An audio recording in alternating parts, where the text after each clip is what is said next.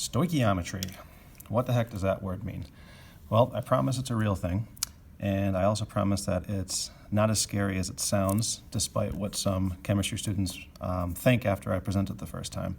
Once you understand the process, like with a lot of things in chemistry, it's really not that bad. So first off, what is stoichiometry? So we can define it as the calculation of quantities of reactants and products in a chemical reaction. And a simpler way to think about that is stoichiometry lets us predict how much product we can make if we know how many reactants there are, or the amount of reactants. Or you can kind of go in the reverse direction. If you know the amount of products, you can use stoichiometry to figure out how many reactants there were, the amount of the reactants. So it's actually a really useful thing, and it has a lot of real-world application. And that's one way to kind of maybe hate stoichiometry less, is to realize that it does have some application to the real world. So today I just want to show you guys 3 types of stoichiometry problems, because it's one of those things that, like I said, once you learn the process, it's not too bad. But it can be a little tedious because there's a lot of calculations involved, and there's different ways to solve stoichiometry problems. So let me show you guys some of the ways that I teach it in class. So the first type of problem we'll do here is a simpler one that's just a what they call a mole-to-mole problem. So if we look at this equation that we have right here, we've got H2, hydrogen gas, plus oxygen gas yielding water. And below that, I've written the amounts. So we've got 4 moles of H2 gas.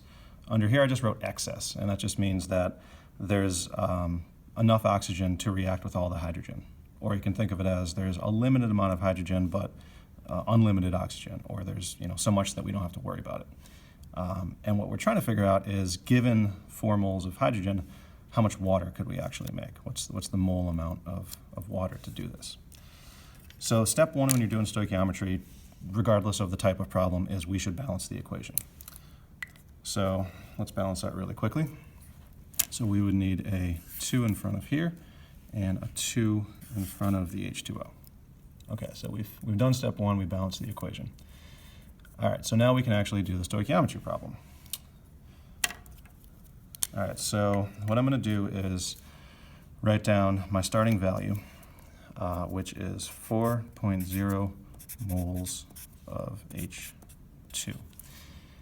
And what we're trying to do is, if we know that there's 4 moles of H2, how many moles of water is there?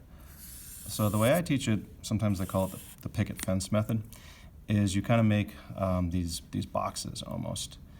And since I'm starting with 4 moles of H2 and I'm trying to get to H2O, what I'm going to do is write moles of H2 down here and moles of H2O up here.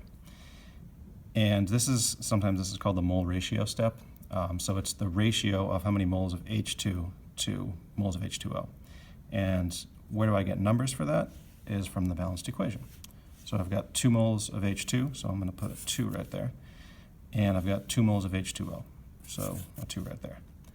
So that's just telling me that for every 2 moles of H2, I've got 2 moles of H2O. And why did I write moles of H2 down here and moles of H2O up here? That's because of units. And that's why you can't get lazy when you're doing stoichiometry problems with units. You have to put them in there, because otherwise it's really easy to get confused as to what goes where. So I put moles of H2 here because I wanted to be able to cancel out these units so that all that's left is moles of H2O. All right, so this is, like I said, this is a method that I teach. A lot of times it's taught, or another way to think about it might be something like this, where you just write the same thing, moles of H2, and then they write it where you go times 2 moles of H2O over 2 moles of H2. So that's another way to think about it, but I like this method because I think it divides things up nice and neat. But basically what it just means is we're taking this number, multiplying by this number, and then dividing by this number. So it's 4 times 2 divided by 2, which is the same thing down here, 4 times 2 divided by 2. Sometimes I say, think of this as like a big fraction, where all these are the numerators that you're multiplying together, and down here is the denominator. So when you're putting in your calculator, you just go 4 times 2 divided by 2, and that's just going to give us 4 0.0 moles of H2O. All right, so there's our answer right there. So that one's not too hard because that's just a mole to mole ratio. So for every 4 moles of H2, there's 4 moles of H2O. All right, so there's problem number 1. Let's try one that's a little harder. And one that you see kind of more frequently. Sheet of paper here. Okay, so let's give this one a shot. All right, so here we got a different equation, but the biggest difference here is that this time we're starting in grams. So in this first problem, back to this guy for a second, we were starting in moles. This is a gram to gram problem, so this is kind of a longer stoichiometry problem, and it's one that you might encounter in the lab more frequently, because usually we're working with grams in a lab. You know, you might get such and such grams of reactant, and you have to figure out how many grams of a product should you make. Okay, so this is going to be a longer stoichiometry problem that uses kind of the same method, just more so. So here we go. Step 1 is the same. We're going to balance the equation. And this one's actually really easy because, hey, look, it's already balanced. 1 calcium, 2 chlorines, 2 chlorines. It's not usually written, but for now we can just write 1s here if we want to remind us that there's 1 mole of calcium, 1 mole of chlorine, 1 mole of calcium chloride. Okay, and once again, we've got 50 grams of calcium, excess calcium chloride. So, you know, we don't have to worry about how much there is. There's enough chlorine to react with all the calcium. So this is the number I'm going to start with. So I'm just going to write, I'll try to fit this on the paper here, 50 grams of calcium, and that's my starting point. And I'm going to draw a big old line here. Okay, so now there's like 3 steps that we have to do to solve this problem. And the first step is I'm going to convert to moles. So I'm going to write 1 mole of calcium right here. And then I'm going to write the molar mass of calcium, which is 40.1 grams down here. Okay, so that's sometimes called the mole conversion, and we'll just say convert to moles. All right, there's step 1, convert to moles. And if you look back once again to that first problem that we did, oh, here we go. Oh, sorry, that's the wrong one. We started in moles, and then when we actually did the calculation, we had moles of H2. But in this problem, we've got to get to moles first. So that's what I'm doing here, is I'm just converting it to moles. All right, step 2 is now we got to look at the mole ratio, right, which is the ratio between what I'm starting in and what I'm trying to get to. So I'm going to write 1 mole of calcium. And once again, where did I get that 1 from? That's from the balanced equation, right? There's a 1 right there. And so for every 1 mole of calcium, there is 1 mole of calcium chloride. So I write 1 mole calcium chloride. Okay, so that's step 2. That's our mole ratio step. And now we've got 1 more step to go. So let's stop for a second and look at what we've done. We converted from grams to moles, so that unit canceled with that unit. Then we converted from moles of calcium to moles of calcium chloride. Right, so all of these units have canceled out except for this one. So if I stopped here, my answer would be in moles of calcium chloride. But I don't want that. I want grams of calcium chloride. Right, that's what the problem's asking me to do. So my final step is I've got to convert moles of calcium chloride to grams of calcium chloride. So I'll just write 1 mole calcium chloride. And I'm writing it down here because I want these to cancel out. Right? I want to be able to do that. And then the molar mass of calcium chloride, which is 111.1 grams. Okay, so there's our final step, which is to convert to grams. Okay, so that's a lot of numbers. What do you do with them all? So remember that this is just a big fraction. These are all numbers that we're going to multiply together, and we're going to divide them all by this. So you could, if we remove the, if we get rid of the units for a second, just to kind of simplify this, what this really would look like if we're just thinking about pure numbers is 50 times 1 times 1 times 111.1.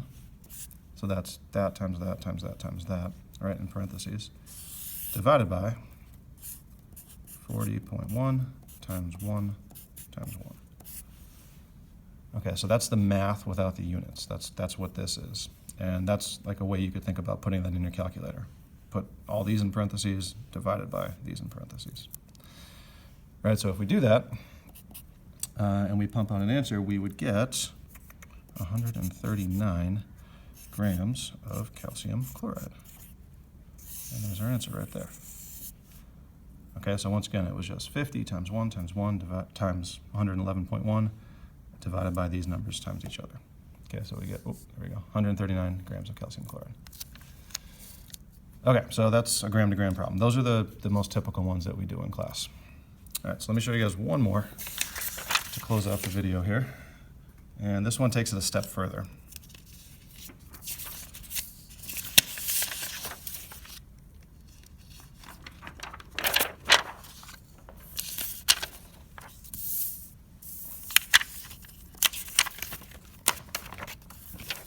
Okay, so number 3, there we go, is called determining a limiting reactant, or sometimes a limiting reagent it's referred to as. So all the problems we've done so far, back to the one we just did for a second, we had a gram value for one of the reactants and then an excess for the other one, which kind of meant we didn't have to worry about it. But in reality, a lot of times when you're doing these, you wouldn't have excess, or you wouldn't know which one is in excess. You might just say, hey, I've got 150 grams of iron and 100 grams of oxygen gas. How much iron oxide could that make? And the problem is, if you wanted to do a stoichiometry problem, you wouldn't know which one to start with, which reactant am I supposed to do the problem with. So that's where limiting reactants come in. And an easier way to think about that concept is with this fun little equation. So let's say you want to make a sandwich, and a simple, pretty boring sandwich, peanut butter and bread, making a peanut butter sandwich. So here's your two reactants, and here's your product. And if you wanted to figure out, hey, how many peanut butter sandwiches can I make? Really the number of sandwiches you can make would be determined by which one of these is going to run out first. And if you think about that, well, a jar of peanut butter is a lot of peanut butter, so that's probably not going to run out. But if you've got a loaf of bread, right, 12 slices, that's probably the thing that's going to run out first. You're going to run out of bread before you're going to run out of peanut butter. So what that means is that bread would be what we call our limiting reactant. Means this is the thing that limits how much product we can make. The amount of bread is actually going to dictate the amount of sandwiches that we can make. It's not the peanut butter, that would be like our excess, but we didn't know that at first. We had to kind of figure that out. So now that we know that bread is our limiting reactant, that means what, we can make 6 sandwiches, I guess. All right, so that's an easy way to think about what limiting reactants is. It's the thing that runs out first, and that thing is going to determine how much product you could actually make. All right, so let's do back to this problem here. All right, so limiting reactant. So here we've got an actual chemical reaction. So before I can do the stoichiometry, I've got to figure out, all right, which one of these is going to run out first? Which one of these is a limiting reactant? Okay, so here's the method that we do that. We first take each reactant, and we're going to convert it into moles. So just do kind of a simple gram to mole conversion here. So I'm just going to write 1 mole of iron, and the molar mass of iron is 55.8 grams, and that's going to give me about 2.688 moles of iron. And then I'll do the same thing with oxygen. So I'll have, in this case, 100 grams of oxygen. I'll do a mole conversion. 1 mole of O2. Oxygen gas's molar mass is 32 grams. So that gives us 3.125 moles of O2. Okay, so I've got mole values. But now I got to stop for a second because there's a step 2 to this, and that's where the mole ratio comes in. So we forgot to do something here. We actually have to balance the equation first.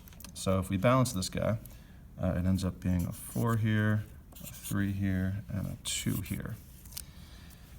And we're going to use those numbers now down here. So we're going to take the mole value of iron and divide it by the coefficient from the balanced equation. So we're going to divide it by 4. And that gives us 0.672 for iron. And then we do the same with oxygen, except oxygen's got a 3, so I'm going to divide by 3. And that gives us 1.042 for oxygen. Okay, so I just did a mole conversion, and then I divided each thing by the number from the balanced equation. And the reason I did that is because now I can just look at these two numbers, and whichever one is smaller, that's your limiting reactant. So in this case, that's iron. Okay, so we just figured out that in this equation here, iron is the limiting reactant. Iron's the thing that's going to run out first. Iron is like bread in this one. Bread runs out first, it's limiting. In this case, iron runs out first, it's limiting. So that means that when we do the actual stoichiometry now, we know which reactant to start with. Get over there. All right, so here's our final part here. So now that we figured out iron is limiting, let's just do a stoichiometry problem, just like the last one we did. But we're going to start with this number instead of this number. This is an excess. This is the number that we want, right? The one that's going to run out first and determine the amount of iron oxide. So let's bang this out. We've got 150 grams of iron, and then we're going to just go through the same process that we did in number 2. Go through the 3 steps of stoichiometry. Step 1 is we need to convert to moles. So the molar mass of iron is 55.8 for every 1 mole. Okay, so we just canceled out grams of iron. Step 2, mole ratio. So I'm going to put moles of iron down here and moles of iron oxide, right, the thing I'm trying to figure out, up here. And the numbers, once again, come from the balanced equation. So 4 moles of iron for every 2 moles of iron oxide, 4:2 ratio. Great, so now I've canceled out my moles of iron. And step 3, finally, is to figure out how many grams of iron oxide. So we go 1 mole of iron oxide, and the molar mass of iron oxide is 159.6 grams. All right, so let's let me cancel that out. So once again, remember, don't be lazy with units. Put them in there, because if you don't, it's really easy to say put the 4 up here and the 2 down here, and that's going to make your answer wrong. So you've got to write in moles of iron, right? Moles of iron here, moles of iron oxide up here. All right, so everything's good to go. Now we can do the calculation. Remember, it's that times that times that times that divided by all of these numbers times each other. So if you put that in your calculator, right, you end up with 214.6 grams of iron oxide. Boom. And there's our answer. So 150 grams of iron combined with 100 grams of oxygen gas makes 214.6 grams of iron oxide. All right, so that's stoichiometry. I know it seems a bit tedious, but once you learn it, it's actually not that bad. You just have to go through the process. So hope that was helpful. WB kids, feel free to stop by my Power Block anytime if you want even more stoichiometry fun.